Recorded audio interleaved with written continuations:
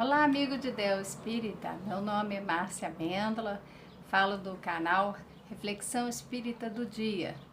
E hoje vamos começar uma nova leitura comentada deste livro, O Evangelho no Lar, para crianças de 8 a 80 anos. É uma obra psicografada pela médium Miltes Carvalho Bona, pelo espírito Meimei. Esse livro é ótimo para acompanhar a prática do culto do Evangelho no lar, que é muito importante que cada um de nós faça no ambiente doméstico, envolvendo os nossos familiares, estudando alguma obra, pode ser esse livro, acompanhado da leitura sequencial ou aleatória do Evangelho segundo o Espiritismo. Também pode ser o Novo Testamento. O que importa é que a gente faça o estudo do Evangelho, ou seja, da Boa Nova, da mensagem de Jesus. Hoje, essa obra aqui, ela foi publicada em 2008 pela editora Petit, e vamos ler a apresentação, que foi escrita por Joana de Ângeles, Salvador, 18 de setembro de 1889. Foi psicografada pelo médium Divaldo Pereira Franco na sessão mediúnica do Centro Espírita Caminho da Redenção em Salvador, Bahia, Brasil. Apresentação. No aturdimento que domina este século de aventuras e conquistas tecnológicas, o homem faz-se vítima da própria pusilanimidade. Vencido pelo orgulho desmedido, e guinda-se aos poderes transitórios, esquecido da fragilidade que lhe caracteriza a roupagem carnal, surpreendendo-se e deprimindo-se ante as vicissitudes naturais de seu processo de experiências evolutivas. Acompanhando a marcha ciclópica das doutrinas do utilitarismo imediatista e das diversões exageradas, apresenta-se em acumular haveres para gozá-los com desmedida alucinação. Quando isso não ocorre, pretende usufruir dos favores que lhe são prometidos pelo mercado das sensações e arroja-se imaturo nas dependências viciosas do sexo, do álcool, das drogas. Arremetendo contra os valores ético-morais, propõe comportamentos licenciosos e vis, num despotismo e lascívia que o extenuam. Subitamente dá-se conta do equívoco no qual se encontra e pretende tudo modificar a bel prazer, como se a vida lhe devesse submeter em lamentável inversão da ordem que a loucura não lhe permite compreender. Nesse estado, a dor desperta-o e o faz reiniciar a viagem de volta à razão, ao equilíbrio. Vou fazer uma pausa aqui para a gente comentar, porque a Joana de Ângeles coloca que nesse momento, ela fala nesse século de aventuras, ela escreveu no século passado, mas podemos incluir este século XXI também como um século de aventuras e conquistas tecnológicas. Hoje, então, a gente pode dizer de um avanço na tecnologia, na ciência, mas que o homem se faz vítima, porque ele não tem o avanço moral necessário para utilizar do avanço científico e tecnológico que se deu e está se dando. Então, esse orgulho desmedido, ou seja, um exagero do orgulho, de se achar capaz e maior do que tudo, inclusive para poder dominar essas tecnologias, ele guia-se por esses poderes transitórios. Tudo que está aqui na Terra é de qualidade transitória. Tudo passa, tudo passará. Significa que na roupagem carnal, ou seja, encarnados neste corpo, nós vamos passar por uma série de desafios que são naturais no nosso processo de evolução. Nessa marcha, nós vamos acabar utilizando dos recursos de modo imediatista, para prazeres imediatos e diversões exageradas. O que ela ressalta é sempre o exagero. Não é que não podemos estar aqui e ter alguma atividade prazerosa, ter algum divertimento, né? Vamos empregar as coisas para uma resposta imediata em alguns momentos, mas o problema é essa busca de prazeres imediatos, ou seja, eu quero aqui, agora, não tolero frustração, não consigo esperar, adiar uma gratificação.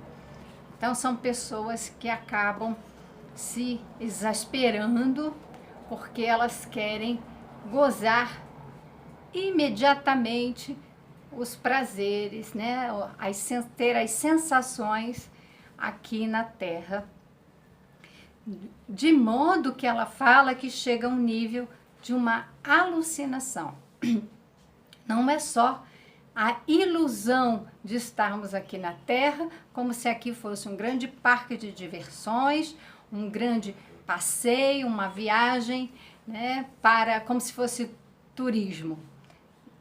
A questão chega num nível tão grave, tão desmedido, tão exagerado, que não passa mais, não é mais alucinação.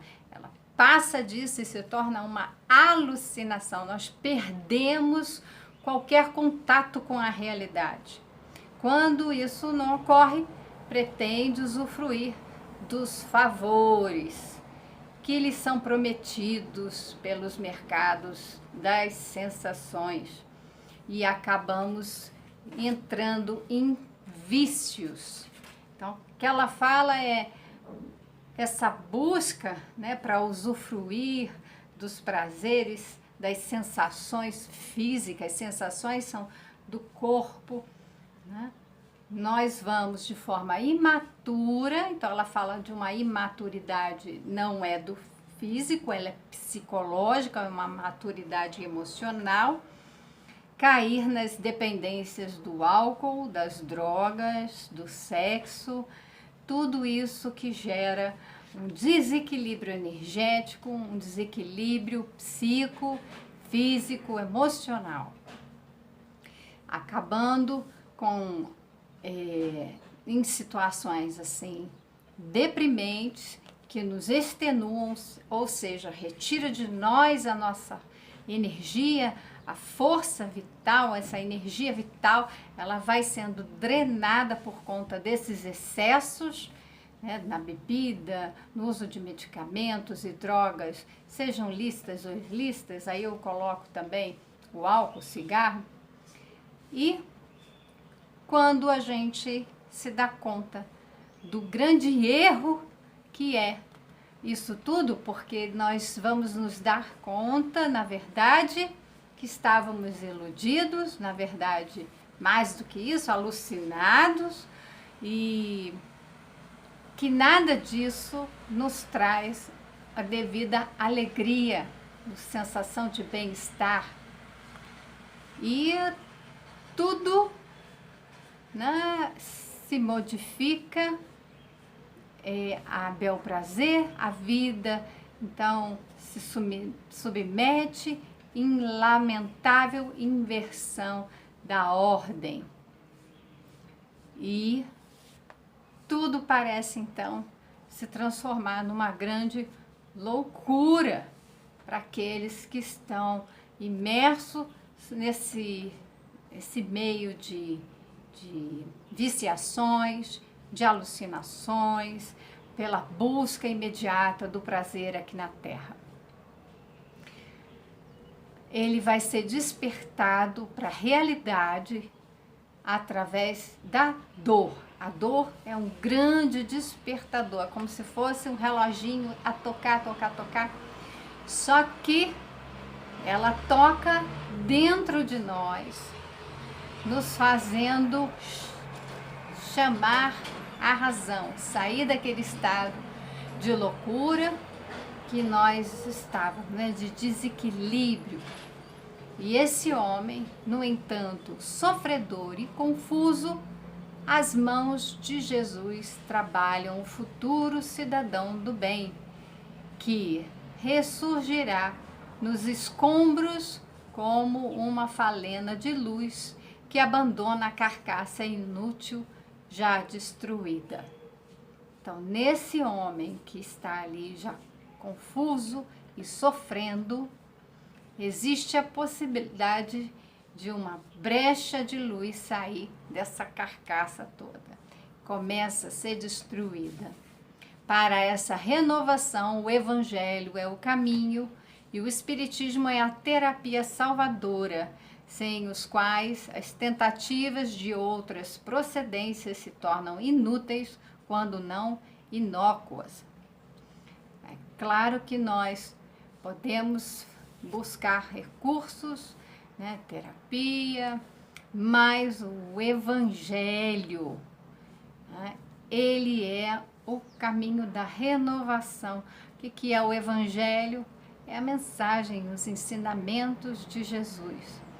Esses ensinamentos é que vão nos renovar, vão nos transformar, vão nos colocar num novo caminho, um novo patamar, saindo do campo das ilusões, né, das loucuras em que nós vivemos imersos nas ilusões da matéria, das sensações da matéria, para emergir, para ter a claridade. E ela coloca o Espiritismo como uma terapia salvadora.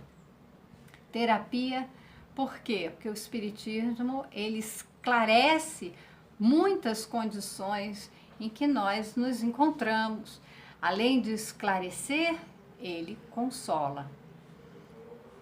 Apressar o momento em que o Evangelho, à luz do Espiritismo, deve adentrar-se no lar e aí fazer morada é dever de todo cristão consciente das suas responsabilidades. Aqui, o chamado para que nós coloquemos o Evangelho à luz do Espiritismo, ou seja, vamos unir a mensagem do Cristo, a mensagem dos Espíritos que foram guiados pelo próprio Cristo para trazer para nós a codificação, a doutrina dos Espíritos. E todas as obras que compõem ali o Pentateuco, que é a doutrina dos Espíritos, ela vai nos esclarecer, nos tornar cristãos conscientes das nossas responsabilidades. O Evangelho no lar acende a luz da esperança que nunca se apaga. Propicia a harmonia, que facilita o entendimento entre os membros do clã. Então, vai facilitar o entendimento entre as pessoas dessa família, desse núcleo. Acerena os ânimos e liberta os sentimentos das paixões amesquinhantes. Nós vamos nos tornar mais solidários uns com os outros. Isso porque o Evangelho, na vivência da família, torna-se a força de sustentação da vida. É preciso entender que o Evangelho, desde cedo, nesse núcleo familiar. Não importa aí as formações familiares, importa que são pessoas reunidas, se identificam como uma família e têm ali a responsabilidade de educar uns aos outros. Os mais velhos cuidarem dos mais novos, né? Os mais fortes cuidarem dos mais fracos, mas a orientação é para todos, para que a gente tenha força para sustentar a vida, força para seguir em frente, a força consoladora, regeneradora, para que a gente possa superar todos os desafios. Não é só suportar, é superar os desafios. Assim, saudamos no presente livro uma valiosa contribuição para o estudo e a reflexão de todos, em todas as idades, trabalhando em favor do homem novo de amanhã e de uma sociedade feliz no futuro. Confiamos em que todos aqueles que o lerem encontrarão recursos, subsídios e orientação de segurança para os problemas do cotidiano, aprendendo a ciência e a arte da alegria de viver em qualquer situação na família. Rogando a Jesus que nos abençoe, auguramos ao caro leitor a felicidade de implantar no ninho doméstico a palavra do Evangelho como luz de felicidade perene.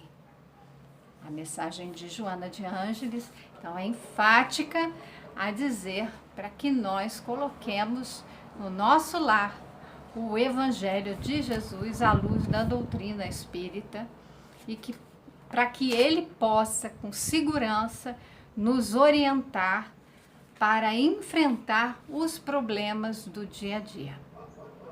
Eis aqui também o meu convite para que possamos, então, seguir com a leitura, um capítulo por dia, de segunda a sexta, colocando o Evangelho no lar todos os dias em nossa vida, colocando o Evangelho, que é do coração do ser humano, para que ele possa se expressar amando o próximo, amando a Deus e amando a si mesmo. Nessa expressão do amor, vamos encontrar o equilíbrio entre todas as forças nossas na natureza. Sairemos da ilusão, viveremos a grande e fabulosa, maravilhosa realidade que é sermos filhos de Deus. Muito obrigada, tenhamos bons encontros e até o nosso próximo encontro. Muita paz.